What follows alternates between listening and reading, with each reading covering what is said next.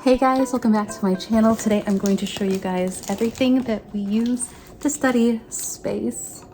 It's a lot and I'm excited to show it to you guys.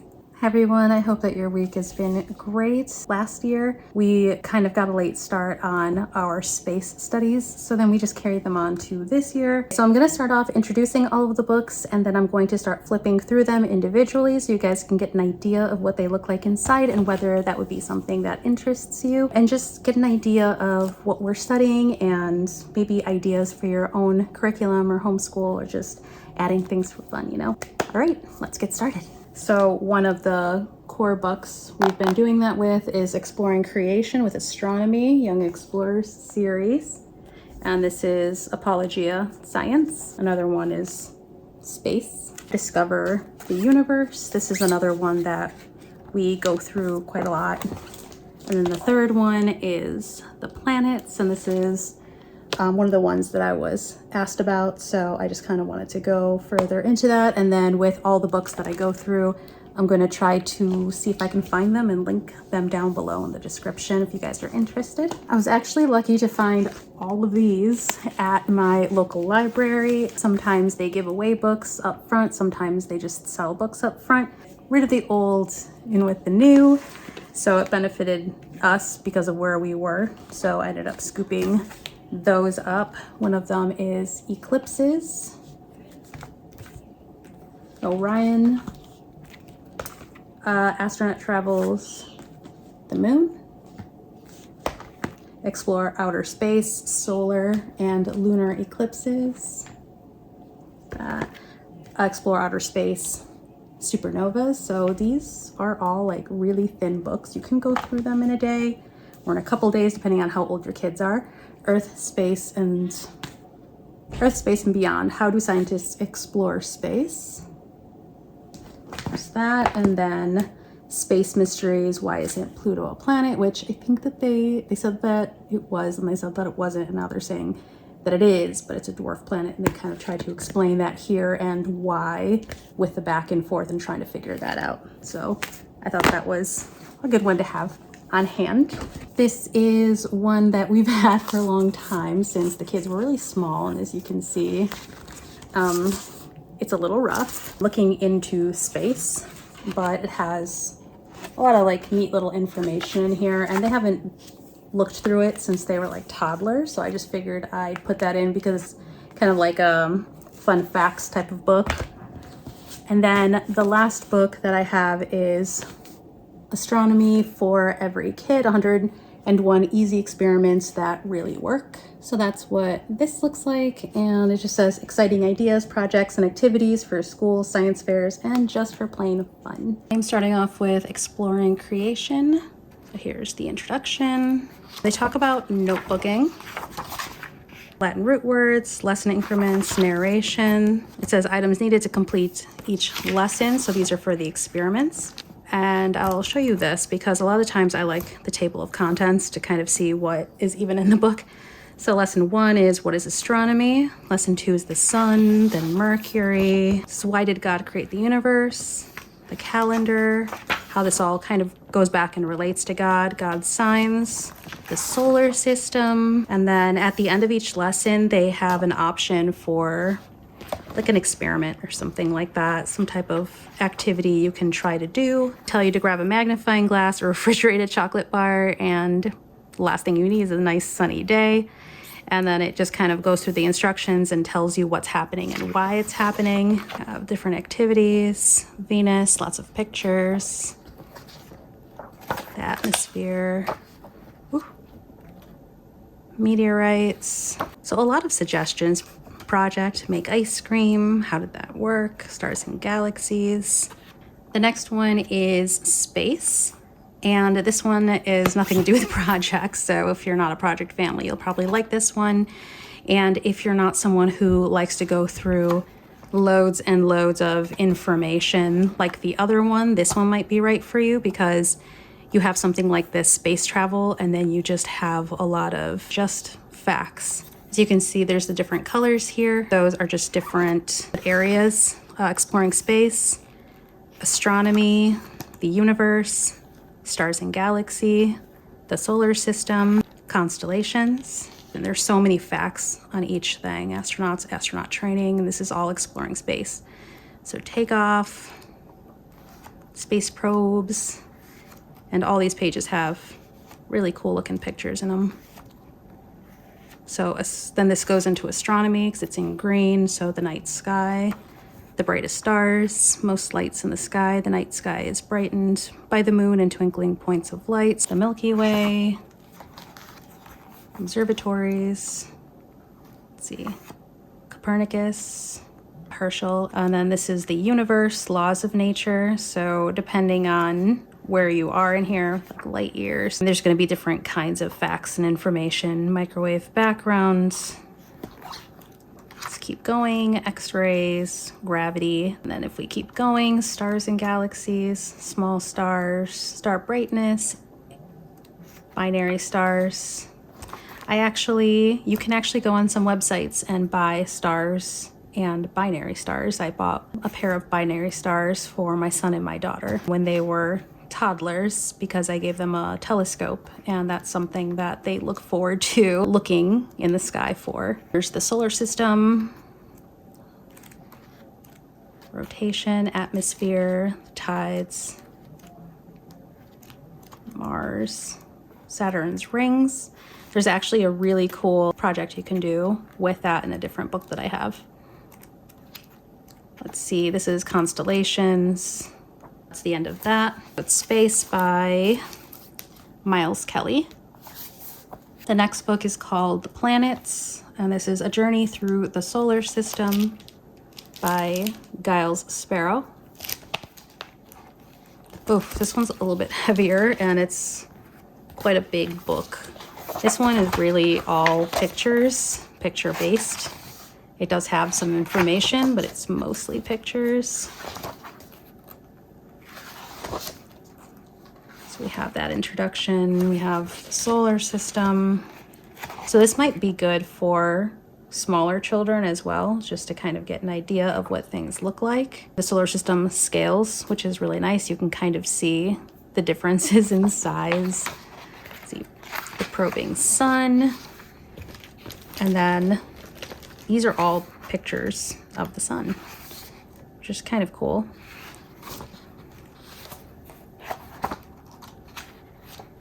And then they just give you little bits of information about the picture and how they took it and why it shows up that way, which I thought was really, really cool. I ended up getting this at a local used bookstore. A local bookstore. The book is used, obviously. Mercury. Let's see. Different pictures of Venus.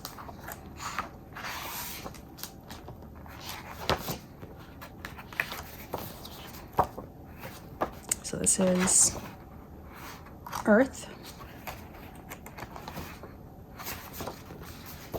It's just a pretty neat book. And then the different pictures of the moon. Ooh. Red Mars.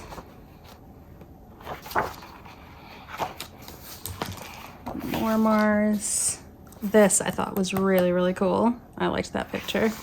So you get the picture. No pun intended. Asteroids. Circling Saturn. So they do have some places to read some information throughout the book, but it's mostly just kind of looking at pictures and then seeing the descriptions of them and why it looks that way. So that's kind of a neat book just for fun and just kind of for browsing and perusing, and maybe like if you're talking about certain planets or you're talking about certain things, to be able to just go through this also so they can get a really good understanding of what the planets kind of look like. Then I wanted to also show you guys some of the ones that I got at the library. A few of these were free. The Night Sky and Amazing Sights in Space, Eclipses. These books are really thin. They're very easy to go through. So this is what the table of contents looks like. And then Out of This World. So this is great for young children, but my 13-year-old and my 9-year-old also really liked going through this book. It gives very simple explanations and very easy to understand. and a quick read with lots of pictures. So I think that all three of those things makes it really desirable for children. So that's eclipses. This is Orion. I think this is even thinner maybe of a book. The Constellation Collection by Amy B. Rogers. So let's see, go through this. This is the table of contents.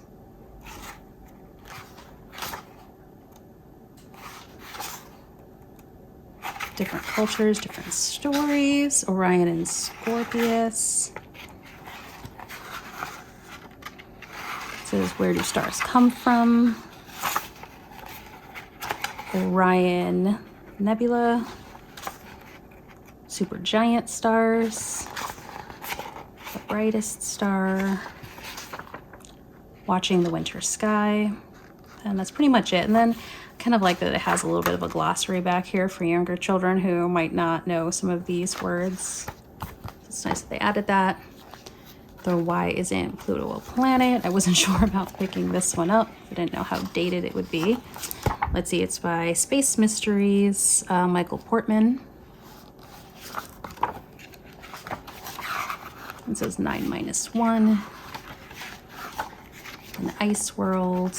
And it kind of goes in eventually measuring Pluto, what's odd about it, and how it's different than some of it's the misfit. It's a misfit planet. It's out of this world. It takes Pluto 248 Earth years to orbit the sun. It just talks about its orbit being a lot different than all the other planets. And they talk about what it means for something to be a planet and how Pluto doesn't exactly meet those parameters. And that's why they didn't consider it a planet for a while. And then they ended up calling it a dwarf planet. But this is when everyone voted on what it should be called. So there's that. I have another stack that's from the library also. So a few of these were free, a few of them I paid for. Earth, Space, and Beyond, How Do Scientists Explore Space? Rain Tree Freestyle. This is the table of contents. James Webb Space Telescope. Looking Beyond Light. Infrared Astronomy, X-ray Astronomy. Project Planet. First Probes, Robots to the Moon, Project Apollo. So a lot of good stuff. And I think these are all pretty easy reads for these books. This one's a little bit longer than the other ones I just showed you. The little short books. And Space Timeline.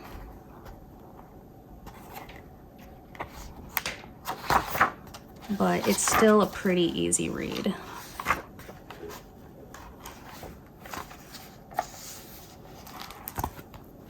That, and then we have the, let's see, I'll go to this one, Supernovas. This one I think is a little thinner, on the thinner side also.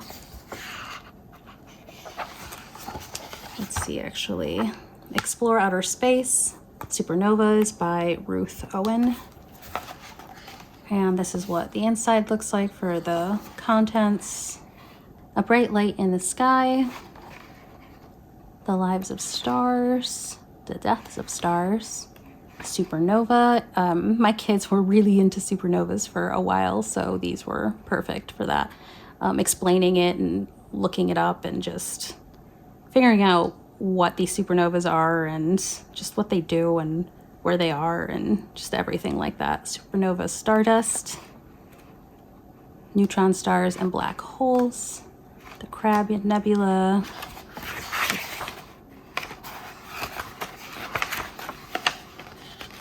Most Likely to Explode, Keep Watching the Skies, and then the glossary. So there's that, and then this is same kind of book, Explore Outer Space by Ruth Owen, Solar and Lunar Eclipses. When we got this one, it was around the last eclipse, so it was actually pretty perfect timing because we were able to read on it and learn about it before we even got a chance to see it. Oh, Day Turns Into Night. Meet the Players, the Moon, the Earth. lunar eclipses, big red moon, solar eclipses, math behind total eclipses,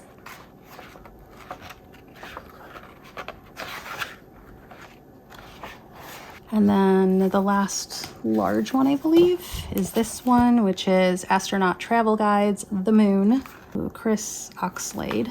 And this is the contents. Destination Moon. It's just really nice when they have a lot of pictures, and I like that they have, you know, like little tidbits here and a little bit of information there to make it just really easy to digest. The moon phases, astronauts on the moon.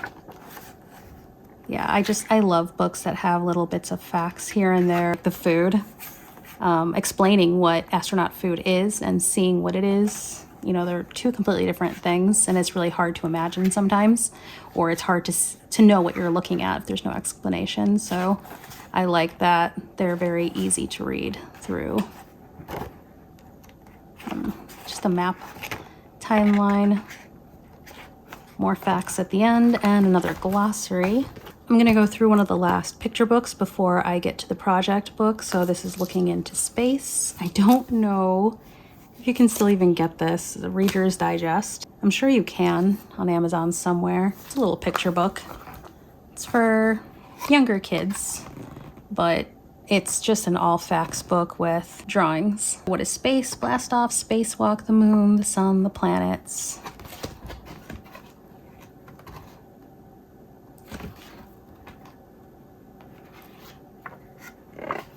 So the sun, the planets, kind of like that for whatever reason. My kids are very like touchy-feely with things.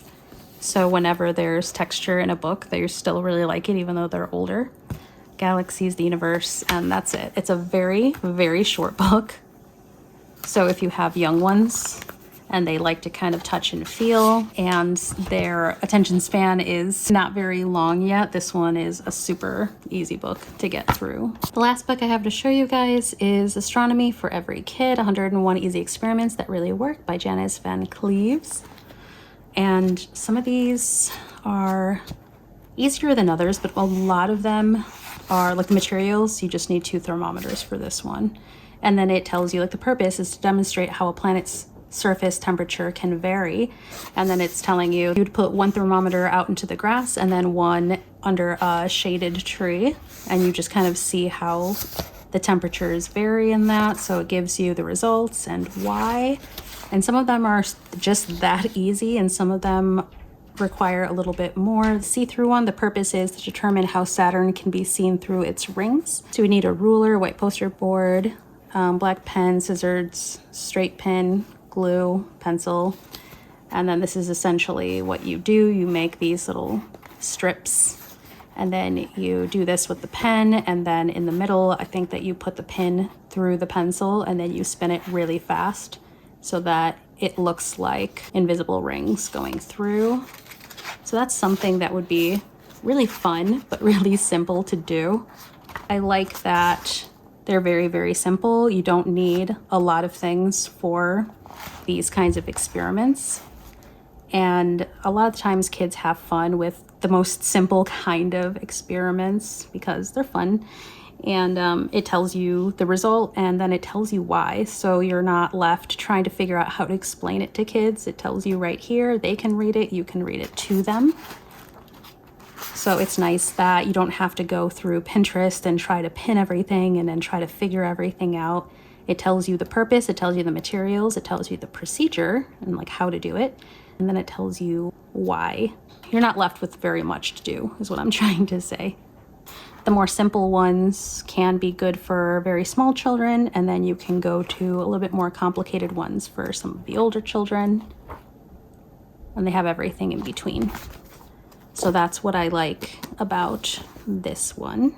So those basically were all the books that we go through. Some of them are really quick reads and my kids are older, so some of them they can get through in an afternoon. And other ones, we just go through 1 page a day, especially the facts book. Unless they have a very specific page that they want to read, then sometimes we'll read through more than one. But it's a really slow pace, and we only do that once or maybe twice a week. That way we can kind of slowly let it spread out throughout the year, unless they want to go in a faster pace. But usually we have plenty to do during the week that we're only really focused on this 1 day a week, 2 days a week tops, because then we also have to go through geography. We also live in Illinois, so we have a planetarium near us. We haven't really been there in a long time, since they were toddlers. I'm planning on going again this year just to make it a little more fun for them. If you guys have any fun books, please share them down below in the comments. If you have any suggestions for things like planets or stars or anything like that, please leave that down below too. Just say a quick hi. I love meeting new people. Otherwise, I will catch you guys on my next video. Bye.